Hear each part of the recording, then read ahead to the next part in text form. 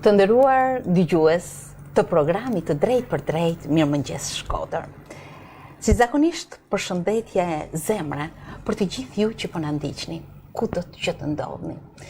Kursitë e ditës dëshiroj që të jenë të hapura për të gjithë ju dhe në këto momente unë dëshiroj t'ju shoqëroj në pranin në studio të një këngëtare me profil shumë të veçantë, me një repertor mjaft të gjerë të interpretimeve të saj, me një paraqitje mjaft simpatike në skenë dhe tek publiku që e ndjek. Me mua sot në studio është këngëtarja Elsida Sina. Mirëmëngjes Elsida, mirë se erdhe. Mirëmëngjes Merita, kënaqësi.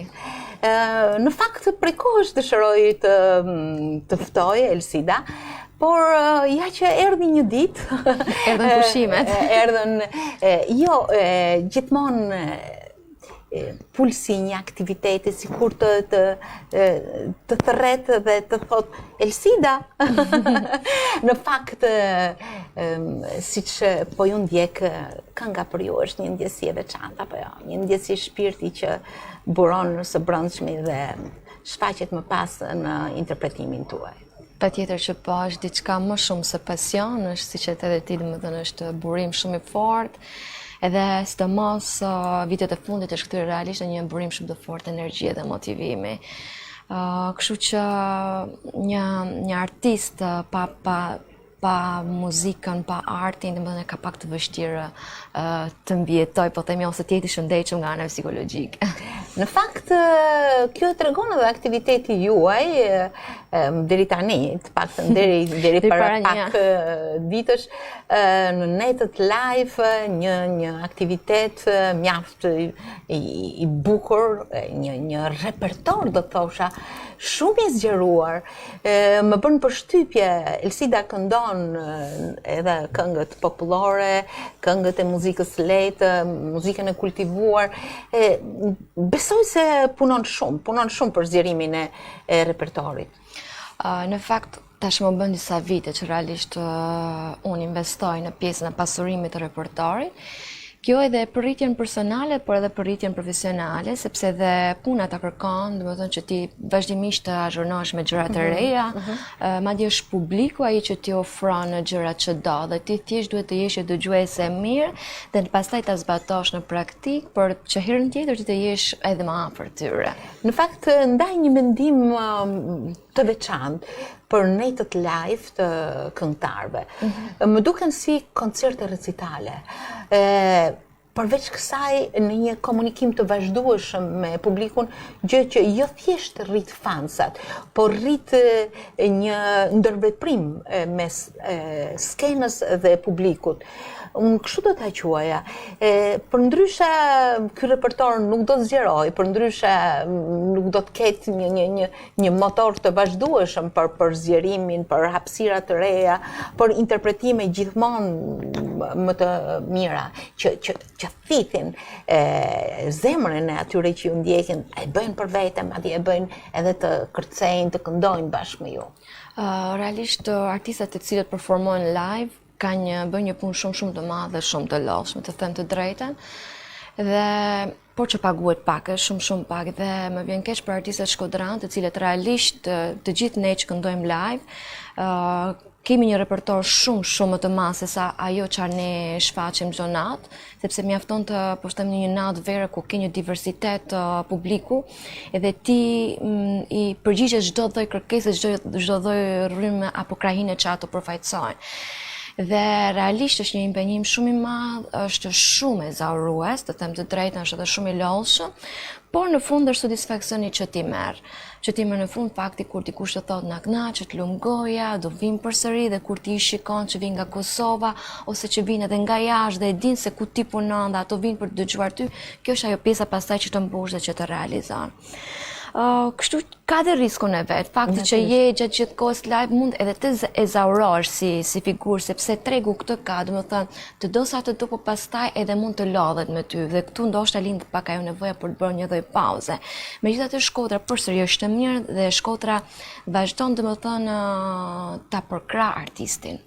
Ai që të ndjek personalisht mua, më ngjan sikur çdo gjë vjen krejt natyrshëm, një repertor që kalon nga kënga në këngë, që duket sikur është gati spontan në paraqitjen e programit. Po në fakt nuk besoj të jetë kështu, sepse ju patjetër që mendoni një listë, mendoni një folder do koja këngësh, ndoshta bëni dhe patjetër që bëni prova. Patjetër po, çdo këngë e re duhet studiuar, duhet punuar në mënyrë që ajo të sillet sa më mirë, domethënë që duket sa më afër asaj origjinales. Unë përgjithsisht jam shumë spontane në fakt në pjesën e ndërtimit të repertorit gjatë natës. Është një emet, por është edhe gjë e mirë emet, sepse nganjëherë edhe mund të jesh e lodhur, të bllokohet memoria e tjerë, siç ndodh po themi me kompjuterin, që momenti që ty të duhet të bllokohet dhe pastaj nuk di si të dalësh nga situata.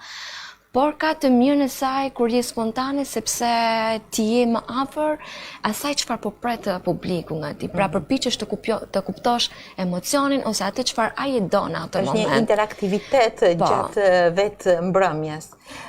Dhe kështu që kjo është pse unë parapëlqej të jem spontane, pavarësisht se më kritikojnë kolegët e mi, por unë vazhdoj me atë timën sepse është se si unë ndjej në atë moment.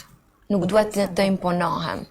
Në fakt, Elsida, duke u drejtuar repertorit tuaj shumë të gjerë, gjen këngë të cilat janë mjaft, do thosha, të njohura, popullore, këngë të muzikës së lehtë, këngë të huaja.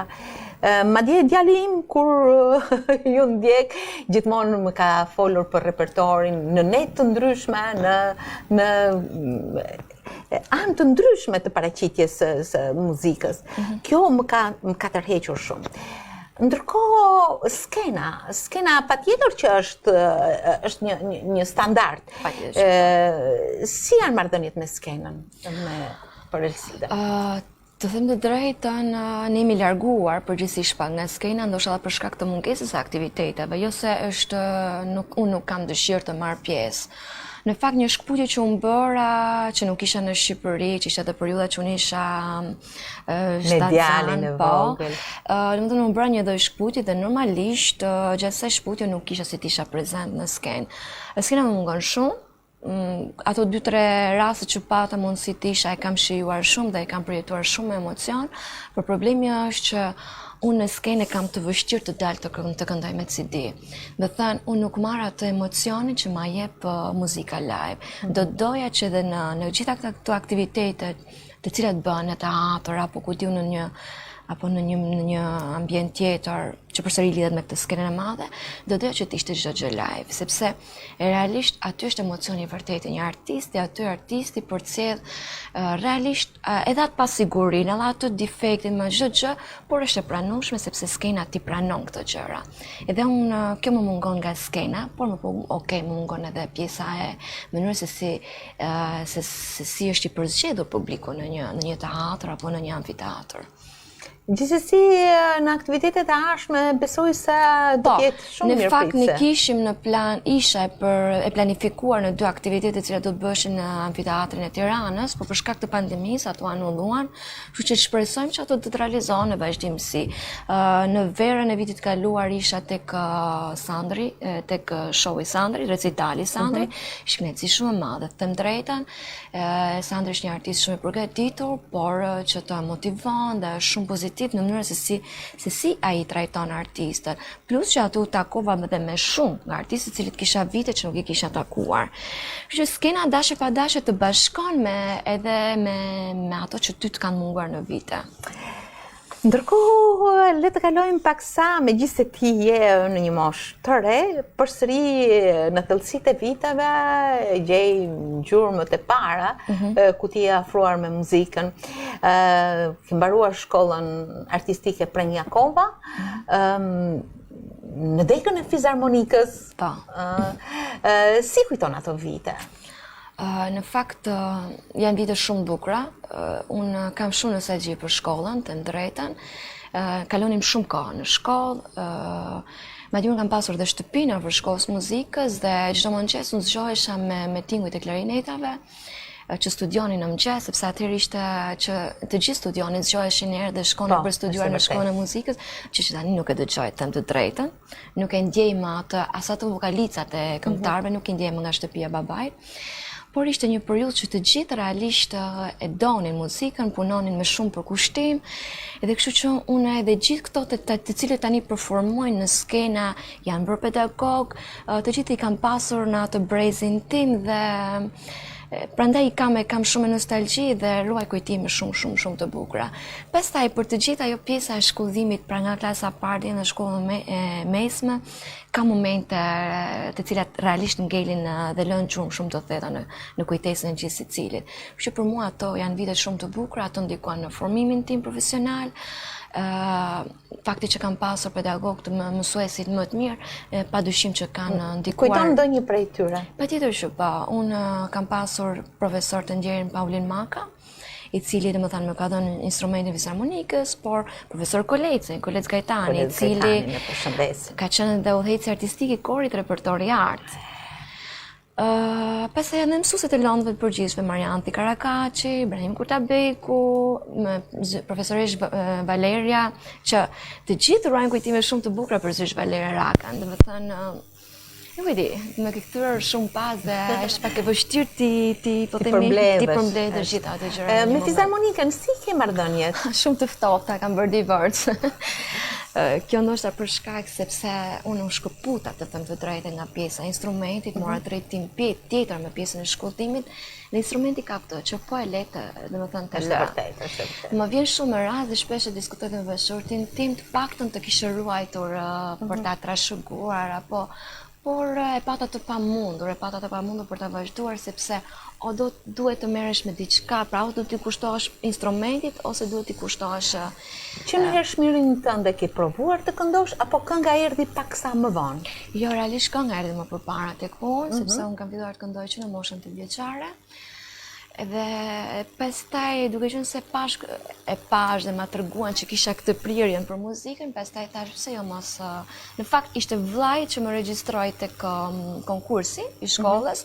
Më tha mua, nesër është konkursi për të konkuruar në shkollën e muzikës. Pse i them unë? Jo, do vish sepse jam edhe unë këtu dhe do vish edhe ti. Edhe kështu që konkurova, fitova, me një herë them të drejtën. Dhe unë faktikisht kisha konkuruar për flaut, dhe është një ndër ëndra që më mbet peng, faktikisht flauti.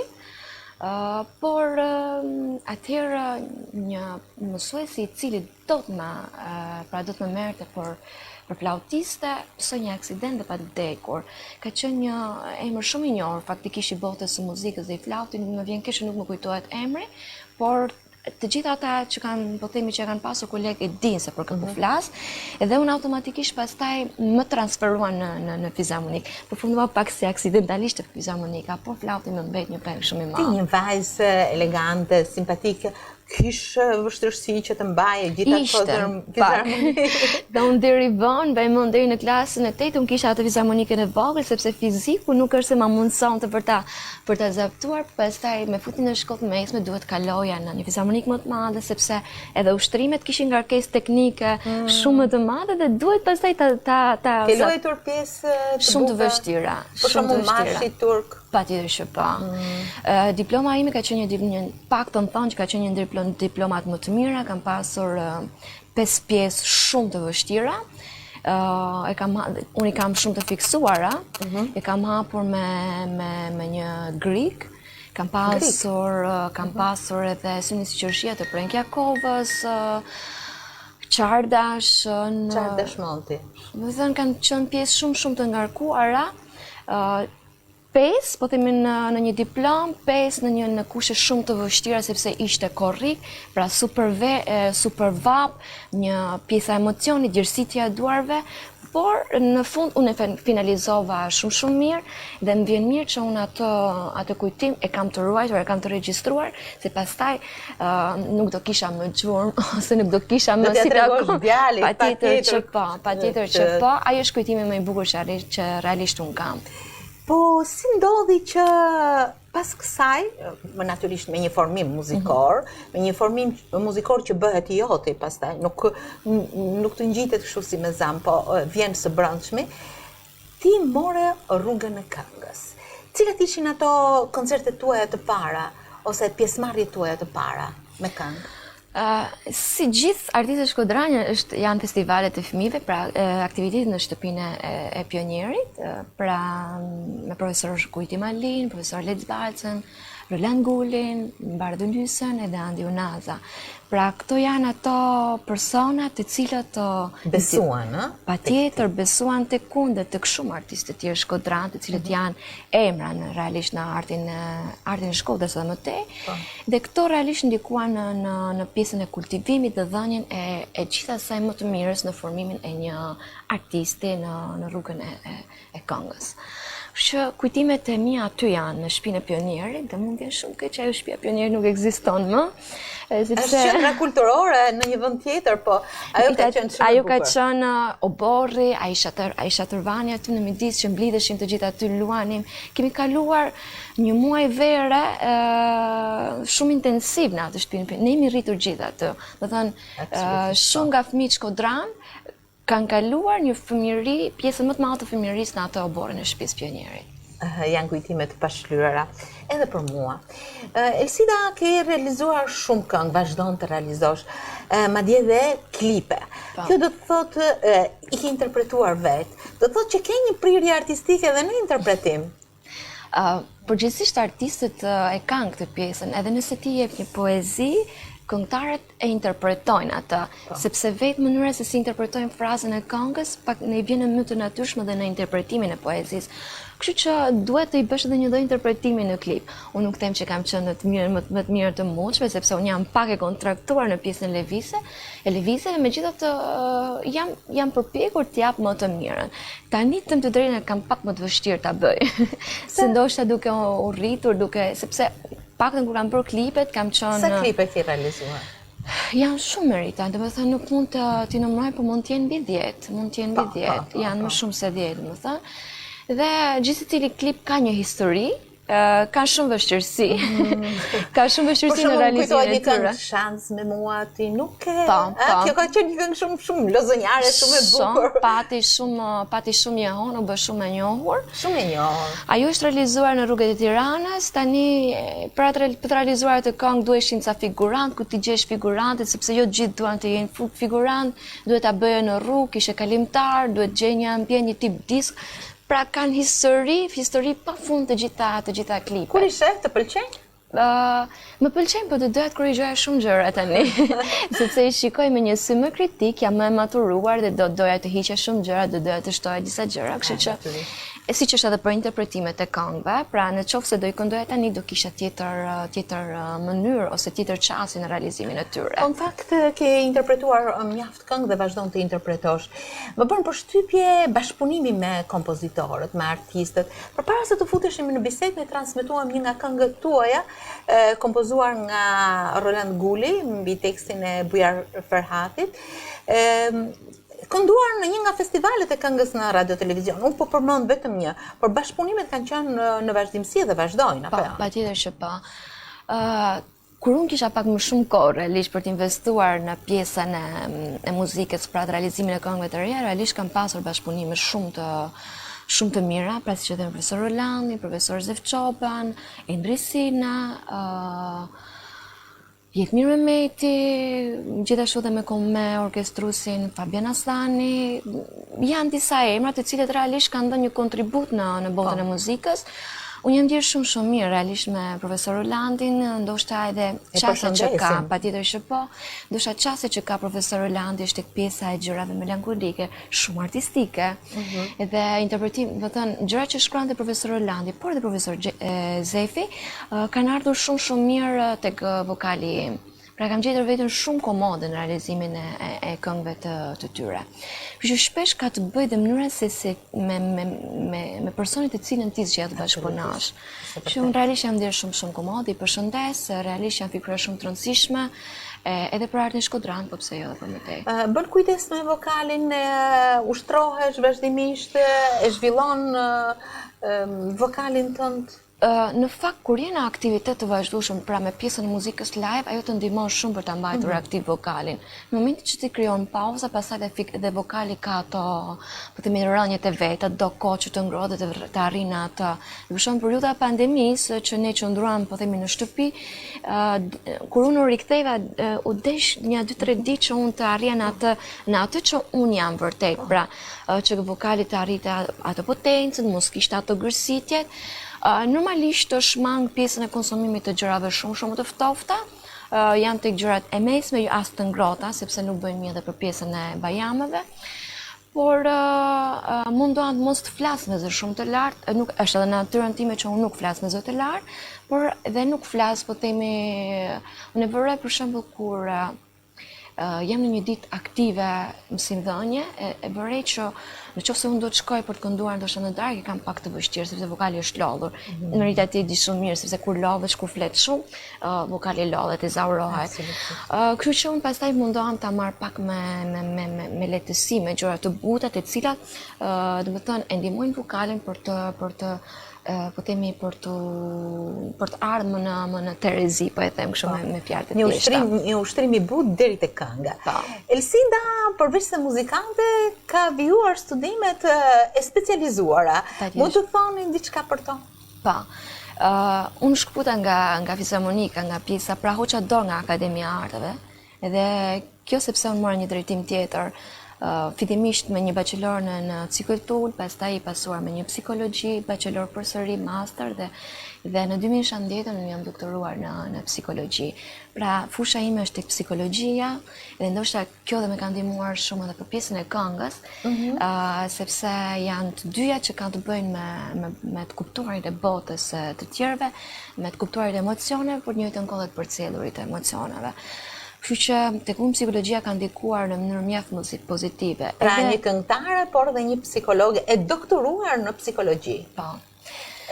Ndërkohë që aktiviteti juaj profesional, krahas muzikës, është në Universitetin Europian të Tiranës. Po. Cili është pozicioni juaj atë dhe si ushtroni profesionin tuaj? Po. Unë jam lektore pranë Departamentit Psikologjisë, Edukimit dhe Sporteve. Dhe në njëjtën kohë jam dhe dekane e studentëve. Pozicioni im faktikisht është shumë I rëndësishëm në atë universitet, duke qenë se baza është e marrëdhënia me studentët. Dhe realisht dua të përmend pandeminë, sepse ndoshta kjo ishte sprova më e madhe që pati universiteti gjatë gjithë kësaj historie. Dhe pozicioni im në këtë periudhë ishte shumë I rëndësishëm sepse kishte të bënte me marrëdhënien me studentët, të qëndruarit afër, por edhe mbajtje të një jete dinamike studentare. Edhe pse ishim në kushte të izoluar ku mësimin e vazhdojmë online në mënyrë të menjëhershme, ne nuk stopuam, realizuam shumë aktivitete me studentët, me qeverinë studentare, gjë që na mrekulloi ne, por edhe studentët, sepse ata kishin nevojë për suport, kishin nevojë për mbështetje, kishin nevojë për të qenë aktiv. Dhe ky pozicion, domethënë, më nxori në pa vlerat e mia, por në të njëjtën kohë më ndihmoi edhe për të treguar të tjerëve që psikologjia është gjithmonë ajo arma shumë e fortë që ju vjen njerëzve në ndihmë, sidomos në momentet e vështira. Duhet të kesh një ditë të lodhshme. E bëni çdo ditë rrugën nga Shkodra në Tiranë, apo keni gjetur zgjidhje të tjera? Ja, faktikisht në pjesën më të madhe unë jetoj në Tiranë, sepse kemi një shtëpi me Qeratje, por ka periudha që më duhet ta bëj vajtje ardhje për shkak të impenjimeve që mund të kem në Shkodër. Dhe kjo është ajo pjesa ku është e lodhshme realisht, sepse të lodh udhëtimi, pjesa e xhumit e tjerë, megjithatë ndoshta fal energjive, ndoshta edhe fal edhe moshës, unë vazhdoj akoma të jem energjike dhe të mos të ndjehem në këtë pjesën që unë ndoshta mund të jem edhe e lodhur. Por jeta është shumë aktive. Çfarë të jep një ditë pune në universitet brenda vetes tënde? Faktikisht ndjehem e realizuar, sepse fakti që unë po bëj atë gjë që unë kam dashur gjithmonë. Ndoshta arti dhe mësimdhënia ose kënga dhe mësimdhënia kanë dy gjëra të përbashkëta. Fakti që ti u jep të tjerëve. Me këngën ti I jep emocion, I jep kënaqësi, ndërsa me pedagogjin, pra me mësimdhënien ti I jep studentëve dije. Dhe këtu përsëri është pjesa e pasionit, që unë jam një person që dua të jap shumë dhe të bëj njerëzit që të ndjehen mirë. Më vjen mirë domethënë që unë kam arritur të realizoj dhe shpresoj domethënë që të realizohem edhe më shumë që sidomos në pjesën e ushtrimit të profesionit si lektore, sepse realisht është një botë e cila kërkon shumë investim, kërkon shumë kohë, sepse studenti sot është shumë informuar, studenti ka mundësi do shumë nga ti, ka një oreks shumë të madh për të marrë nga ti, po themi atë çfarë ti di ta bësh më mirë. Kjo do të thotë që ashtu siç thellohesh në zgjerimin e repertorit të këngës, patjetër që zgjerohesh në përgatitjen e leksioneve, ndërkohë që Elsida, një artiste me moshë të re, por edhe një pedagoge, është edhe një nën, është bashkëshorte, madje bashkëshorti juaj është muzikant, keni një djalë të vogël, pak më shumë se 2 vjeç.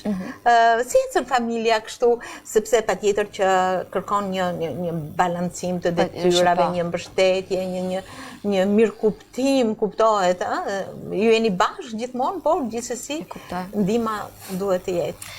Në fakt, ne kemi mësuar dhe djalin pak me ritmin ton, me një jetë aktive. Megjithatë, vitin e parë të jetës, që është ai viti më i rëndësishëm në fakt për formimin psikologjik, por edhe fizik të fëmijës, unë kam qëndruar afër me djalin, pra kam qenë totalisht e shkputur nga pjesa e muzikës, por edhe pjesa e punës, sepse e shikoja si shumë të rëndësishme, pra për t'i qëndruar afër dhe për t'i dhënë të gjitha ato nevojat bazike, fizike dhe edhe psikologjike. Kështu që natë pastaj, normalisht edhe për të mirën e djalit tim, filloi pjesa e shkputjes në mënyrë graduale, sepse fëmijët kanë nevojë të rriten në mënyrë të pavarur, fëmijët kanë nevojë për të provuar gjëra, kështu që unë gradualisht fillova dhe t'ia krijoj mundësinë djalit që ai ta provonte edhe këtë botën pak i shkëputur nga mami apo dhe nga babi. Tani ajo është në qerdhe, në fakt më vjen mirë sepse në qerdhe ai ndjehet mirë, e kërkon dhe kjo është po themi rezultati më pozitiv kur fëmia shkon me qejf dhe socializohet. Dhe realisht ai ka përfituar shumë nga qerdhja. Unë isha pak skeptike, të them të drejtën, në fillim për ta çuar apo jo, por sepse gjithmonë kur është fëmia e parë është ajo lidhja shumë e fortë midis nënës dhe djalit, dhe më shumë e vuaja unë atë pjesën që djali po shkëputet, se sa realisht ai ishte gati për këtë pjesë. Por është kjo pasiguria se çfarë do ndodhi, si do sillen etj. Nuk isha përgatitur, të them të drejtën, por gradualisht i thash vetes, shiko, ti ja sugjeron të tjerëve që të krijojnë këtë shkputje, kështu që duhet ta bësh edhe ti. Punova pak me veten dhe arrita ta pranoj faktin që duhet krijoj pak kjo shkputje edhe për të qenë ai më i shëndetshëm nga ana emocionale. Edhe ai kur shkojmë dhe vim në Tiranë është pjesa e rrugtimit ton, pra tash e kemi mësuar pak me këtë pjesën e jetës aktive. Bashkëshorti juaj është pjesë e performancës suaj, sidomos në netët live. Patjetër që keni një bashkëpunim edhe në fushën e muzikës, gjë që ndoshta ndikon në të gjitha llojet e marrëdhënieve që një artist krijon, jo vetëm me skenën, por edhe me familjen dhe bashkëpunimin apo mbështetjen, apo jo? Në fakt ai është suport i vazhdueshëm në të gjitha gjërat, jo vetëm në muzikën, por në çdo, po themi, në çdo sipërmarrje ndoshta që unë dua të marr. Dhe ai është realisht unë dua ta falenderoj, sepse ndoshta nganjëherë nuk gjejmë edhe rastin apo nuk na jepet shumë mundësia për t'i falendëruar njerëzit të cilët na mbështesin më shumë. Ju e dini që edhe në psikologji jo të gjitha thuhen me fjalë, ndjehen.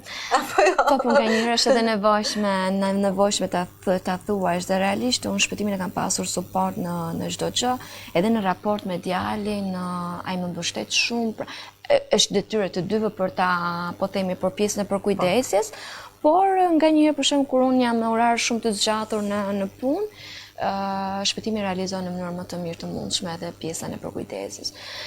Ne na njohin bashkë në kuptimin sepse kemi qëndruar gjithmonë bashkë në pjesën e punës, por edhe në pjesën jashtë punës, dhe është pak e vështirë ta shikosh Elin dhe shpëtimin të ndarë Pra në qoftë se në një natë mund mos jetë shpëtimi ndoshta për një arsye shëndetësore, menjëherë bie ajo komuna se ku është shpëtimi, çfarë ka ndodhur etj.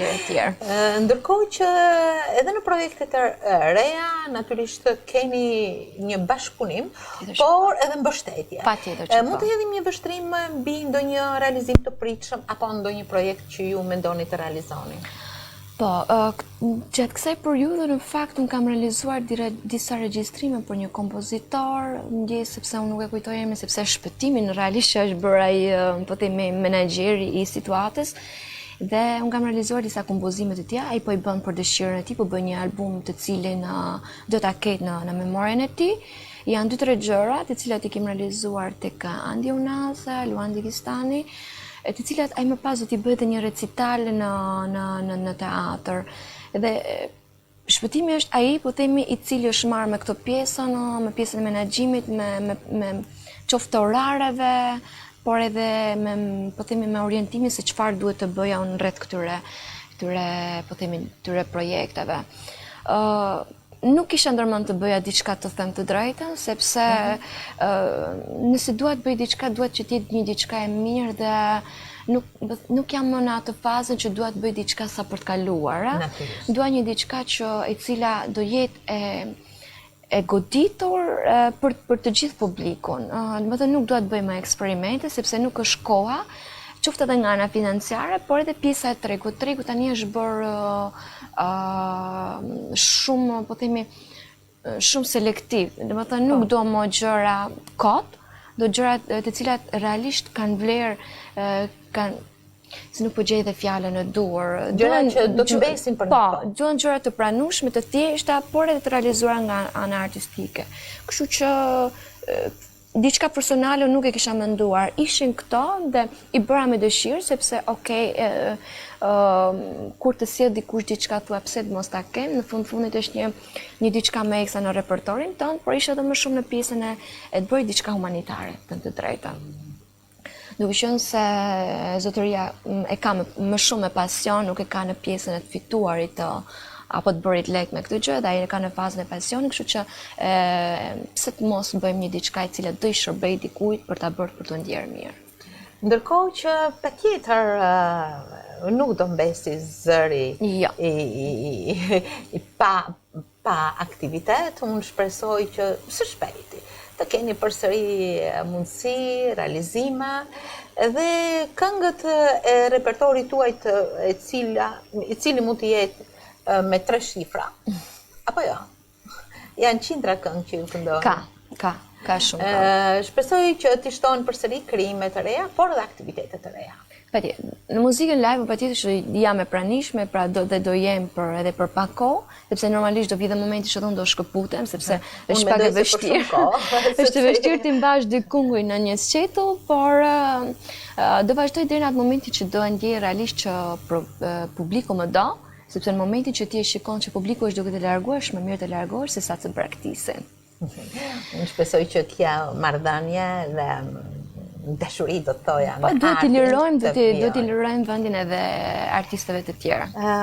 Elsida, ishte shumë kënaqësi që ishim sot së bashku në këtë mëngjes shkodran, edhe dëgjuesit që na ndjekin apo ndjekësit tonë në faqen live Radio Shkodra kanë shprehur mendimet e tyre, i falenderojmë.